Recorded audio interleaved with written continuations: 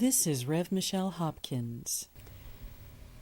I have a severe weather outbreak, potential for not merely early this week, but throughout most of the week. Right now, we have severe weather happening in Texas, a large portion of Texas, Oklahoma, Kansas, Missouri, Arkansas, and the northern boot of Louisiana. This will be traveling east, and it's going to hit the entire eastern portion of the United States. Gusty winds that are coming from the coast of California are driving it, along with a secondary major storm that is coming this way. Right now, in the Washington, Northern Oregon area, particularly where they have been assaulted with sonic undulation, with infrasound, with unsettling seismic activity, and landslides, sinkholes, and the like. They are being barraged right now with excessive rain, which, in my humble opinion, is going to bring more of the same. As this storm travels east-northeast, we're expecting severe weather with hail, damaging winds, and isolated tornadoes.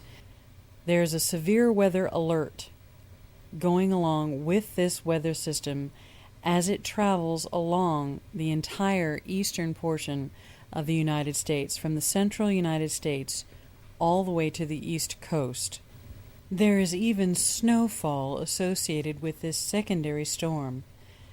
The snowfall would range all the way from New Mexico, Utah, Montana, Wyoming, South Dakota, Nebraska, Colorado, and Minnesota, Wisconsin and Michigan, and it will sweep eastward.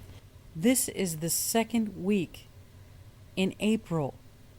We're running into the middle of April, and part of this snowstorm promises between 12 inches and 2 feet of snow for places in Wyoming, Denver, Colorado, South Dakota, Nebraska, and eastward as it goes. Severe thunderstorms are going to be experienced from Monday afternoon all the way through nearly the end of the week as this storm becomes more intense and travels eastward.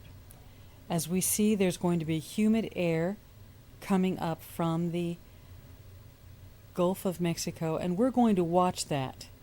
We're going to see just how that humid air comes up, whether it's helped, assisted, or whether it just comes up naturally. I think we're going to see some assistance happening in that. Unusually warm weather coming up from Mexico and Texas to feed this storm, a low pressure area pressing on this storm. I'm going to show you some things that are going into the creation of both of these storms. And this year and last year, how many times have we seen more than one storm merging together to become a super type storm? We started hearing about that last year, and now nearly every storm that comes across America becomes a superstorm having merged with another storm, or 2 storms, or 3 storms. Let's look at the makeup of this storm. Now we see a massive hydroacoustic emission that is starting from the behemoth in the Pacific, the hydroacoustic behemoth, going all the way down from Antarctica over to these islands, passing eastward toward the Pacific boot, then directed eastward by the midpoint U.S. hydroacoustic array. We saw these arrays in another 1 or 2 of my videos, but as you can plainly see, there is a hydroacoustic emission that is being emitted north-northwest and then directed east, right against the eastern coast of the United States. Now, what is that doing? It is causing seismic instability all along this area, and it is helping and aiding in the weather manipulation, causing rain in this area, as you can see the precipitable rain, and there's also emissions coming down the west coast that will be causing gusty winds up to possibly 60 miles an hour coming off of the coast going inward to help with this superstorm. The CONUS 2 reflectivity composite shows a lot of activity going on, lots of sonic spiking, much of it from NEXRAD units. Here on the National Weather Service mosaic, you can see better in North Dakota, we are getting massive NEXRAD emissions. These are not normal emissions coming from this NEXRAD unit in North Dakota. This is to help. It just happens to be right here, just behind this storm. This is to help pressure that storm forward to cause more moisture, more intensity, and really foul weather to come from this storm. Arizona, spiking going on in California in numerous places. And you can see the weather has become more and more excited as it goes along. This area is dry, and little by little it's being chemtrailed, and I'm going to show you some of that. Oh my God. Look at what they've done. This is right over Franklin. Look at what they've done.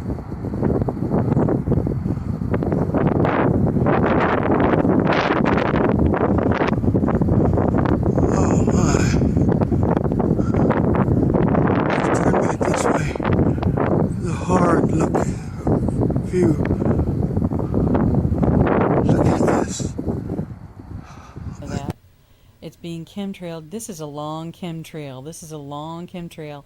And as they follow eastward and the wind blows them eastward and are more and more excited by the undulation, they gather more moisture. What little moisture is in this area that they can gather up. They're trying to create a really devastating storm front. And we notice that America has been completely covered with chemtrail clouds, except in the area where this warm weather that's unusually warm is supposed to be coming up from to fuel this storm. And this is why. The UV radiation is intensified in that area. Whatever cover is being sprayed over this is intensifying UV radiation. There's very little cover, but what is there is intensifying the radiation, a very thin veneer. They're thinking of everything, these geoengineering powers that be. There's a lot of activity here in order to merge this storm front with this storm front. A lot of chemtrailing and undulations are coming against this storm front to slow it down so that this one can then merge with it to create another superstorm. This is an image today from the International Space Station hovering over the southeastern portion of America. As we zoom in on this, you can see the thousands upon thousands of chemtrails that have been laid down in preparation for the storm. Now let's zoom in a little bit more. Below the southeastern portion of the United States, in the Gulf of Mexico, we see coming over the Gulf of Mexico a TTA plane. We know it's a TTA plane because the frequency in this plane is attracting all of these particulates that are aerosols in the air that have been sprayed there, chemtrailed there. It is attracting them into this frequency plane because of its magnetic attraction. That plane is adding to the undulation over America, and look how wide it is. It's hundreds and hundreds of miles wide, and it is undulating all of these chemtrails. Just look at this undulation going on in these chemtrails. all of this sound frequency going on. Infrasound is happening here. These are long waves. And of course, by now, most of us know the ill effects that infrasound has on the human body. But the powers that be, they don't care. As a matter of fact, I would say they're quite pleased it has those effects on the human body. This is over my house.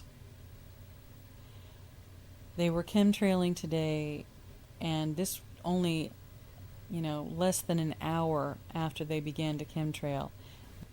Here is a chemtrailer laying it down right here, and he's doing it very quickly. I don't like some of the globular mixes that we're getting with this, because it makes me believe that it's not only going to be about drawing the rain here and moving the moisture to the east, but that it's possible that we're going to get some nasty mixture in this just to make us ill in the process. Now, I want to alert the citizens of the central and eastern United States to tornadic activity, possible large hail, very devastating and damaging hail, high winds, and a lot of rain activity, a lot of lightning, and I need to alert the western United States and northern United States. There's going to be snow coming. This week, I know it's the second week in April, but they're going to hit us with snow, folks. In Psalm 140 we read, "Rescue me, O Lord, from evildoers. Protect me from the violent, who devise evil plans in their hearts and stir up war every day. I know that the Lord secures justice for the poor and upholds the cause of the needy. Surely the righteous will praise your name, and the upright will live in your presence." This is Rev Michelle Hopkins. Thank you for watching, and God bless you.